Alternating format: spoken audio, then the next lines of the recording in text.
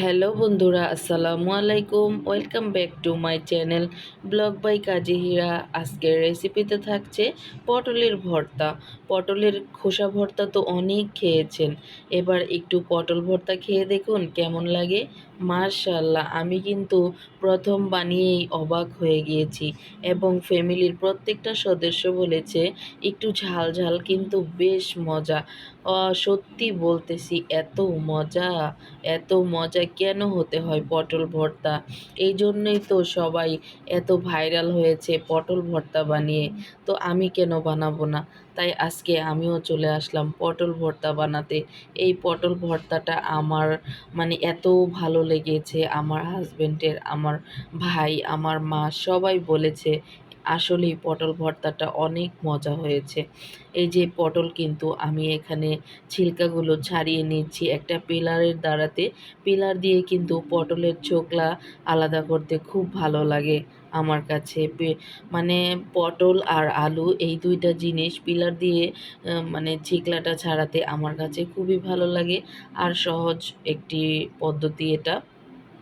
আমরা দা বটি দিয়ে অনেক মানে তাড়াতাড়ি করতে পারি না এই জিনিসগুলো। আরেকটা পিলার হলে কিন্তু মাত্র ১ মিনিটেই এই জিনিসটাকে পরিষ্কার করে নেওয়া যায়। আর এখানে কিন্তু আমি একটা পটল কেটে নিচ্ছি। আর আমি কিসের উপর কাটছি দেখেন, এই যে ছোট্ট একটা এই যে ট্রেটা, মানে এটা আমার হলো বাণিজ্য মেলা থেকে যে আমি সবজি কাটার একটা মেশিন কিনেছিলাম, সেটার সাথে এই মিনি একটা বোর্ড আমাকে গিফট দিয়েছিল। এই যে দেখতেই পাচ্ছেন, যাদের ঘরে আছে তারা কিন্তু দেখেই চিনতে পারবেন। আর এটা আমার সাদা একটা বোর্ডও আছে, চপিং বোর্ড যেটাকে বলে। আমার সাদা একটা চপিং বোর্ডও আছে। আর আমি এখানে আমার যে মিনি ছোট্টটা আছে সেটাই আমি নিয়েছি। আমার কাছে খুব ভালো লেগেছে এটাতে কাজ করে। কারণ ছোট হওয়াতে যেখানে সেখানে ওকে একদম সহজেই ক্যারি করা যাবে, নেড়েচেড়ে কাজ করা যাবে। আর আমরা গৃহিণীরা তো এত সময় হয় না। আ মানে কি বলবো, আমাদের মতো যারা ৩টা ৪টা বাচ্চা আছে তারা তো আমার অবস্থাটা বুঝতেই পারো যে আমি কিভাবে দিন কাটাই। এই যে আমি কিন্তু পেঁয়াজগুলোকে বড় বড় টুকরো করে কেটেছি। আর ভর্তার আসল টেস্ট কিন্তু পেঁয়াজেই। এই পেঁয়াজগুলো যদি তুমি খাওয়ার সময় আস্তে আস্তে থাকে, দেখবে এত মজা লাগে পেঁয়াজটা, মানে বলার কোনো ভাষা থাকে না আর কি, কি বলবো। তো এখানে আমি রসুনগুলোকে হাতের সাহায্যে ছিলকাটাকে ছাড়িয়ে নিচ্ছি। আর এটা হলো বড় রসুন, বড় রসুনের কয়েকটা কোয়া আমি এখানে ইউজ করব। আস্তটা দেইনি, যদি বেশি হয়ে যায়, কারণ পটল একটু কম ছিল। আর পটল ভাজি, পটল তরকারি, পটল ভর্তা, যেভাবেই রান্না করো না কেন পটলটা আসলেই খেতে খুবই মজা হয় বন্ধুরা। তো তোমরা সবাই জানো আজকে এটাকে আমি শুকনো মরিচ দিয়ে করব ভর্তাটা। তার জন্য কিন্তু আমি এখানে কাঁচা মরিচ ইউজ করব না, যেহেতু অনেক ঝাল হয়ে যাবে, সেহেতু আমি শুধু শুকনো মরিচ দিয়েই ভর্তাটা করব।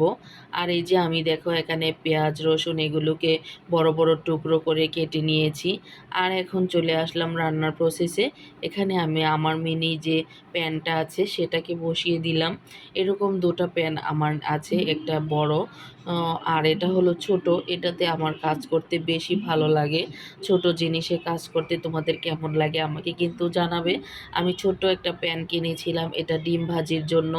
আর ডিম ভাজিও করি, আর হলো এই ছোটোখাটো কাজগুলো করতে আমার কাছে তো বেশ ভালো লাগে। তো এখানে কিন্তু আমি সরিষার তেল দিয়েছিলাম। সরিষার তেলটা দিয়ে আমি এই পেঁয়াজ রসুনগুলোকে সুন্দরভাবে ভেজে নিচ্ছি। আর এটা জাস্ট সিদ্ধ সিদ্ধ কালার হবে, এটা কিন্তু পুড়ে যাবে না, একদম লাল টকটকাও হয়ে যাবে না, তাহলে কিন্তু এতটা মজার টেস্ট আসবে না। তো এই যে দেখতেই পাচ্ছ আমি কিভাবে নেড়ে চেড়ে এটাকে ভেজে নিচ্ছি।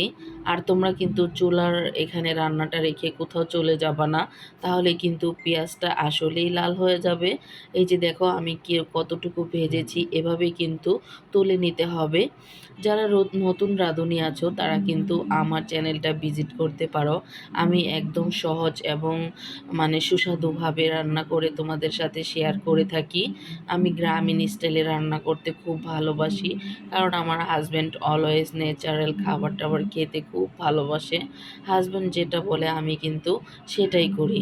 আমি হলাম একজন বউ পাগল মেয়ে মানুষ। হ্যাঁ, সত্যি বন্ধুরা তোমাদের সাথে ও সরি কি বললাম এটা? হাসব্যান্ড মানে স্বামী পাগল মেয়ে মানুষ। সরি। আমি তোমাদের সাথে মজা করি। আমার একটা মজার জায়গা হলো ইউটিউব। আমার বান্ধবীরা, আমার আপুরা, ভাইয়ারা যারা আছো সবাই আমাকে ক্ষমা সুন্দর দৃষ্টিতে দেখবে। আমি তোমাদের সাথে একটু হেসে কথা বলি। আমি তোমাদের সাথে সব কিছু ক্লোজলি শেয়ার করি। সবাই কিন্তু এত কিছু শেয়ার করে না। তারপরে আমার কাছে ভালো লাগে। আমি মন খুলে কথা বলতেই ভালোবাসি সবার সাথে। তো এই যে এখন এখানে কিন্তু আমি পটলগুলোকে দিয়ে সুন্দরভাবে একটু লবণ আর সামান্য একটু হলুদ গুঁড়ো দিয়ে আমি এটাকে ভেজে নিচ্ছি। কারণ হলো হলুদ গুঁড়োটা দেওয়াতে সুন্দর একটা কালার চলে এসেছে এই যে।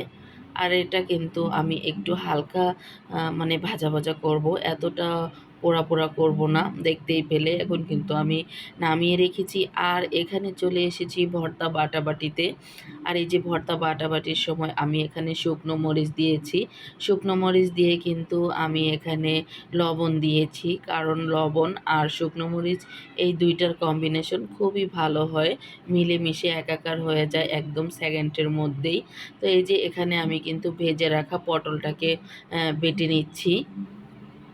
এই যে দেখতেই পাচ্ছ বন্ধুরা, ভেজে রাখা পটলটাকে আমি সুন্দরভাবে বেটে নিচ্ছি। আর এটা কিন্তু এত মিহিম করা লাগে না, যেহেতু ভর্তাই খাবো তাহলে মানে আদা বাটা যত আদা বাটা রাখতে পারো। আমাদের দেশে একটা শুটকি ভর্তা করে, সেটা হলো বইচা মাছের শুটকি। তোমরা চিনো কি না আমি জানি না। বইচা মাছের শুটকি টেলে তারপরে যদি শিল পাটায় আদা বাটা করে ভর্তা করে, ও মাই গড, জাস্ট ওয়াও, অসাধারণ লাগে। আমার কাছে তো সত্যি অসাধারণ লাগে। আমি মানে একদিন যদি বইটা শুটকি পাই তাহলে তোমাদের সাথে আমি ওই ভর্তাটা শেয়ার করব। আসলে এটা শহরে তেমন একটা পাওয়া যায় না, গ্রামে গেলে খুব বেশি পাওয়া যায়। আর এই যে আমার পটলটা ভাটা হয়ে গিয়েছে, এখন কিন্তু আমি সেই আমার মজাদার পেঁয়াজ রসুন যে ভেজে রেখেছিলাম সেটাকে বেটে দিচ্ছি এখানে। জাস্ট হালকা আলতোভাবে একটা বাটা দিয়ে নিচ্ছি। আমি কিন্তু এখানে কোনো মিহিম করব না। এই যে দেখতেই পাচ্ছ, এই যে শেষ আমার বাটাবাটি, শেষ, একদম শেষ। বন্ধুরা যারা একটা লাইক দিতে ভুলে গিয়েছো, প্লিজ আপুর ভিডিওটা দেখে একটা লাইক দিয়ে কন্টিনিউ করবে, এটাই তোমাদের কাছে আমার অনুরোধ বন্ধুরা। এই যে আমি ভর্তাটাকে কিন্তু আমার হাতের সাহায্যে একদম মাখামাখি করে মিশিয়ে দিয়েছি, একদম মিশে একাকার হয়ে গিয়েছে আমার এই ভর্তাটা। তো বন্ধুরা আমার ভর্তাটা কি যদি ভালো লেগে থাকে তাহলে কিন্তু লাইক কমেন্ট শেয়ার করতে একদম ভুল করবে না বন্ধুরা।